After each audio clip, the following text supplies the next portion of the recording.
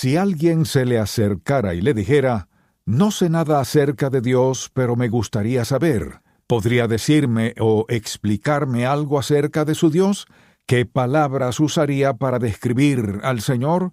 Pero suponga que aún después de que ha hecho su mejor esfuerzo para explicarle quién es Dios, esa persona le preguntara, ¿qué siente Dios hacia mí? ¿Cómo describiría lo que siente Dios hacia una persona? ¿Y qué pasaría si le preguntara acerca de lo que ella debe sentir hacia Dios? ¿Cómo respondería a esa pregunta?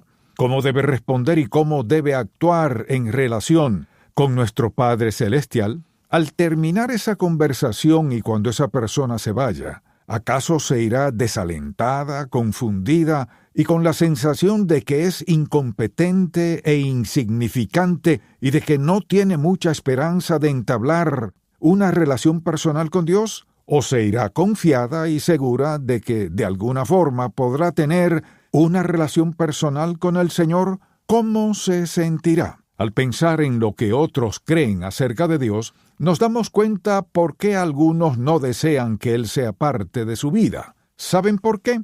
Porque no lo ven como un ayudador, sino como un obstáculo. Lo ven como una barrera, como algo que los irrita. Y si no conocemos a Dios tal como es, sino que solo conocemos lo que otros nos han dicho de Él, esa será también la manera en la que reaccionaremos. Pero hoy quisiera hablarles acerca de quién es Dios en verdad.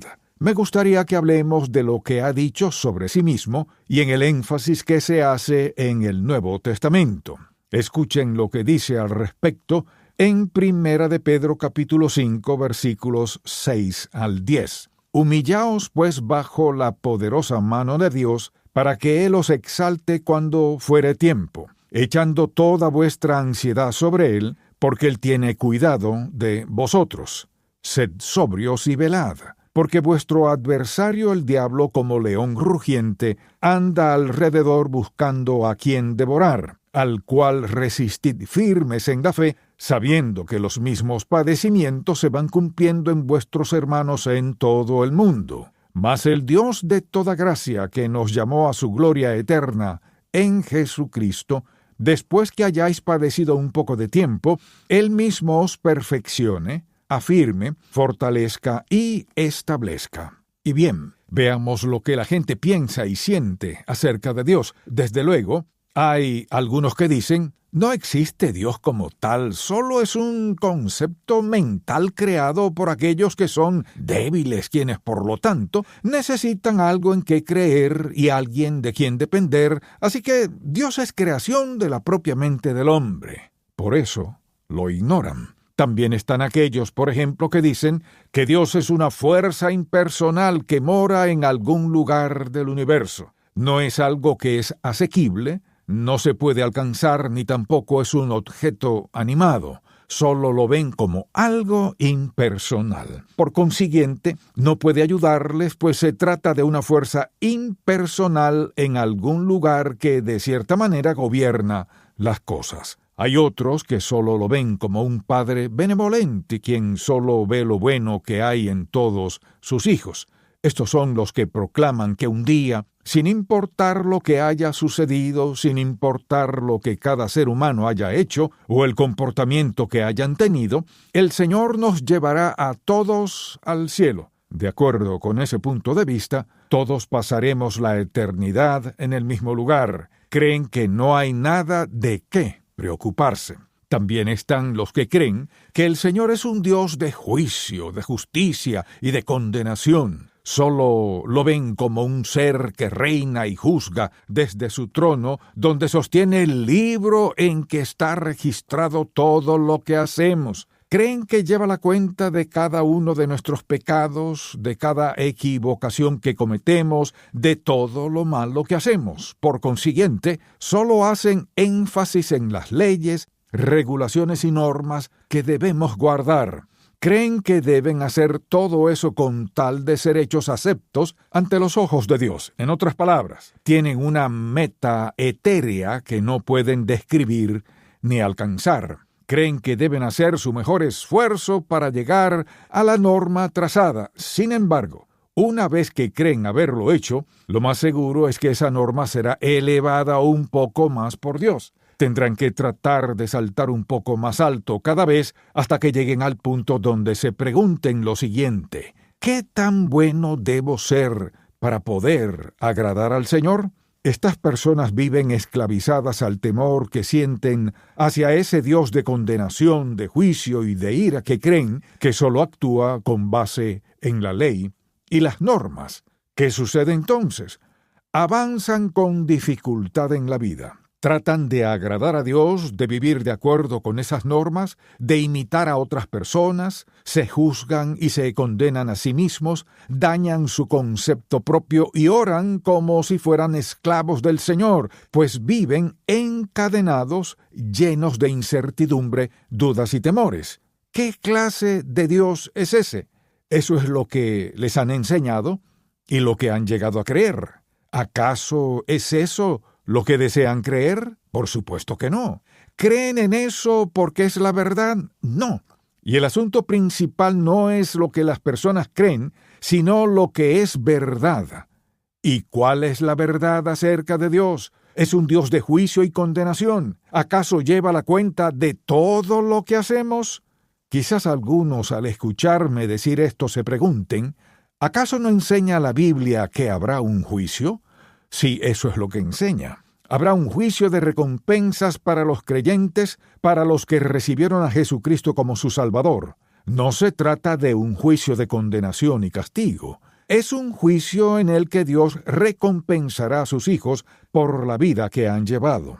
El otro que se menciona es el juicio ante el gran trono blanco, el cual ocurrirá al final de los tiempos y en el que se juzgará a todos los perdidos según como Dios lo determine. Nadie sabe con exactitud cómo se efectuará, pero sí dice que todos los que han rechazado a Jesucristo serán separados de Él por toda la eternidad. Eso significa que han fallado y no pudieron dar gloria y honor a Dios con su propia vida. Sí, ese juicio ocurrirá. ¿Significa eso que el Señor es un Dios de juicio y condenación? Estamos convencidos de que disciplina a sus hijos y condena a los malvados y juzga a todos los que le han dado la espalda. Así que sí podemos afirmar que existe un lugar de juicio y condenación. Sin embargo, quisiera resaltar lo siguiente. Al leer el Nuevo Testamento, el énfasis que encontramos en sus páginas está en la bondad, en la gracia y en el amor de Dios Todopoderoso. ¿Sabían ustedes que a los únicos que Jesucristo en realidad juzgó y condenó fue a los líderes religiosos de su época? No se dirigió de esa manera a los pecadores. La mujer que llegó al pozo había estado casada 5 veces, pero Jesús no le habló de esa forma. Zaqueo era un recaudador de impuestos, había engañado a muchos, y era visto como una vergüenza para su propia nación, pues trabajaba para los romanos. Pero cuando el Señor lo vio subido en el árbol, no mencionó nada de eso. La mujer que fue sorprendida en el acto de adulterio tampoco recibió palabras de condenación de parte de Cristo. ¿De dónde entonces sacamos esa idea de que Dios lleva la cuenta de lo que hacemos? Eso no es algo que encontramos en el Nuevo Testamento. Por ejemplo, leamos lo que dice en Juan 1, versículos 14 al 16, acerca de este asunto.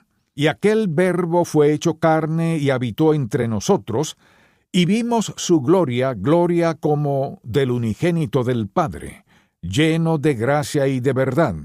Juan dio testimonio de él y clamó diciendo: Este es de quien yo decía, el que viene después de mí es antes de mí, porque era primero que yo. Porque de su plenitud tomamos todos, y gracia sobre gracia. Al hablar del Verbo, no dice que estaba lleno de condenación y juicio, sino de gracia y de verdad, lleno de gracia y de verdad, no de ley y de juicio. Juan el Bautista, el último profeta del Antiguo Testamento, vino con el propósito de presentar al Señor Jesucristo. Por eso lo identificó en el río como el Cordero de Dios que quita el pecado del mundo. y lo describe como lleno de gracia y de verdad. Por tanto, al hablar de sí mismo y de todos nosotros, dice que hemos recibido gracia sobre gracia. ¿A qué se refiere al decir gracia sobre gracia? Significa que Dios expresa su gracia hacia nosotros de diversas maneras, y me gustaría definir la gracia del Señor. Al hablar de la gracia de Dios nos referimos a la bondad y la amabilidad que manifiesta hacia nosotros, la cual no depende del valor que tengamos ni de lo que merecemos recibir. De hecho, nos da su gracia a pesar de que no la merecemos. Así que podemos afirmar que la gracia de Dios consiste en su bondad y su favor para con nosotros a pesar de que no merecemos recibirla. Y bien, ¿a qué se refiere Juan al decir gracia sobre gracia? A que nuestro Padre Celestial nos ha favorecido con su bondad y su compasión. ¿Saben qué? Aún antes de que terminemos de disfrutar lo que nos ha dado, ya tiene preparado mucho más que ofrecernos. ¿Qué es lo que Dios hace en cada aspecto de nuestra vida? Expresa su amor, su bondad, su compasión y su gracia en todo momento. Al examinar la manera en que otros piensan acerca de Dios, quisiera que comprendamos lo siguiente. Aquellos que no comprenden quién es Jesús, cuál fue el propósito de su venida, cuál es la obra que desea realizar, cuál es su perspectiva y el propósito que tiene con la vida de sus hijos, no logran conocer a Dios tal como es. Solo piensan en Él como un ser que mora en algún lugar distante del universo. Quizás desean confiar y creer en Dios, pero no están dispuestos a reconocer a Jesucristo. ¿Saben qué sucede con esas personas? Se quedan con ese gran vacío y tratan de vivir de acuerdo con su propia interpretación de la imagen que han creado de Dios. Pero ese no es el Dios de la Biblia, ni tampoco el Dios de gracia que Jesucristo vino a revelar. El Dios de gracia nos amó de tal manera que envió a su Hijo unigénito, Jesucristo, a este mundo para demostrar su gracia, su amor, su misericordia, su bondad y su perdón. Al morir en la cruz hizo posible que todos los que desean tener una relación personal con Él puedan tenerla. Por eso, quisiera decirles lo siguiente: sin importar lo que les hayan enseñado, sin importar lo que hayan escuchado, sin importar lo que piensen acerca de Dios, sin importar quién haya sido su maestro, quisiera hacerles esta pregunta. ¿Creen que ese es el Dios verdadero? ¿Piensan que está deseoso de condenarlos? ¿Creen que deben despertar en la mañana para enfrentar a un Dios enojado? ¿Quién les ha dicho que el Señor está enojado con ustedes? ¿Acaso Jesús declaró que su Padre estaba enojado con nosotros o que deseaba juzgarnos y condenarnos? No. ¿Saben por qué? Porque es un Dios amoroso. El Señor Jesucristo vino a cumplir la ley que fue dada por medio de Moisés, la muerte del Hijo de Dios, quien era en realidad Dios hecho hombre en Cristo, saldó la deuda que teníamos como consecuencia de nuestras desobediencias. Si Dios estuviera enojado y nos acechara para condenarnos al hacer algo malo, ¿por qué entonces envió a su Hijo unigénito para que pudiéramos ser salvos y perdonados y asimismo tener paz, gozo, felicidad y contentamiento? Ese argumento no tiene ningún sentido porque no es cierto. ¿Cuál es la verdad acerca de Dios? Cuando vamos al Nuevo Testamento, por ejemplo, encontramos que la palabra gracia se halla presente a todo su largo y ancho. Se trata de la bondad, la compasión y el amor que Dios tiene para con nosotros, a pesar de que no lo merecemos. Es algo que no nos da como consecuencia de nuestros méritos o de nuestra buena conducta, sino porque es un Dios de amor. La gracia es el tema central de todo el Nuevo Testamento. Se habla de la bondad de Dios, de su amor y de su compasión hacia sus hijos. ¿A veces pecamos contra Él? Sí. ¿Y en qué consiste su gracia? En su perdón, su bondad y su comprensión. ¿Significa eso que podemos seguir con nuestro antiguo estilo de vida y no recibir consecuencia alguna? Por supuesto que no, pues Dios disciplina a sus hijos, y en ocasiones esa disciplina es muy dolorosa.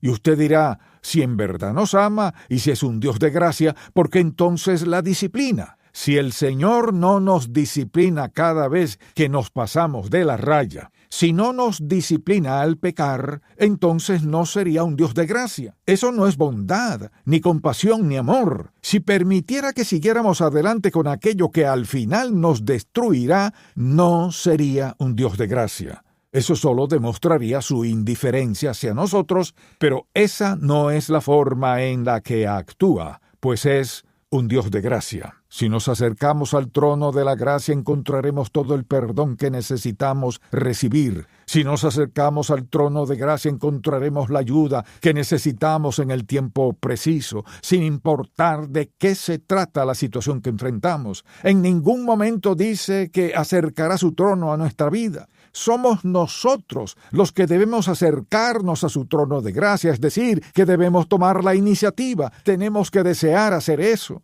pues Dios no nos obligará a ir ante su trono, pero sí creará en nuestro corazón un deseo profundo hacia Él. Ahora, si permitimos que el diablo nos distraiga, nos engañe y nos mienta, esto es lo que haremos. Trataremos de satisfacer ese deseo con cosas materiales y con relaciones personales, pero nada de eso logrará satisfacernos. Solo Jesucristo puede llenar ese vacío que hay en nuestro corazón. Piensen en esto por unos instantes. Siempre anhelamos más de lo que ya tenemos. ¿Acaso hay algo de lo que pueda decir que ya se ha saciado y que no desea recibir más? Si hablamos del dinero y de cómo lo gastamos, deseamos tener un poco más. Pero al hablar de Cristo, podemos compararlo con un manantial de agua viva que está en nuestro interior. En todo momento fluye sin cesar, pues no tiene fin, siempre y cuando estemos dispuestos a beber de ese manantial. ¿Saben qué sucederá? Tendremos una satisfacción completa y un contentamiento indescriptible. No sé cuál es el Dios al que usted sirve, pero acabo de enseñarle acerca del Dios de la Biblia. Este es el único libro que estará presente cuando lleguemos ante su trono. Es la palabra del Dios viviente. En él nos dice que en su trono hallaremos gracia. Podemos ir ante su trono ahora mismo y encontraremos gracia. Y si está dispuesto a rendir su vida a Jesucristo y a confiar en Él como su Salvador personal, perdonará sus pecados, le hará un hijo de Dios y le dará entrada a su trono de gracia para que pueda ir ante su presencia en todo momento, los 7 días de la semana y las 24 horas del día. A cada segundo el Señor está disponible si deseamos venir ante su presencia. Solo tenemos que tomar la decisión de desear lo que es mejor para nuestra vida y disfrutar de una relación personal con Dios por medio de Jesucristo. ¿Acaso estamos dispuestos a sustituir esto por algo falso y a terminar decepcionados? Oremos. Padre, cuán agradecidos estamos por tu amor. Nos sentimos sobrecogidos al pensar en lo bondadoso, generoso y amoroso que has sido para con nosotros, a pesar de que no lo merecemos. Pero en todo momento estás dispuesto a darnos esto de manera gratuita. Hoy oro para que tu Espíritu Santo siembre este mensaje en el corazón de los que lo han escuchado, de tal manera que nunca sea olvidado y que no deje de palpitar en su corazón esta pregunta: ¿acaso no deseas más? ¿Acaso no quieres tener una comunión más estrecha con Dios? ¿Estarás satisfecho con las banalidades de este mundo? ¿O deseas disfrutar la vida que nuestro Padre Celestial quiere darnos en toda su plenitud? Todo esto te lo pedimos en el nombre de tu Hijo amado Jesucristo. Amén.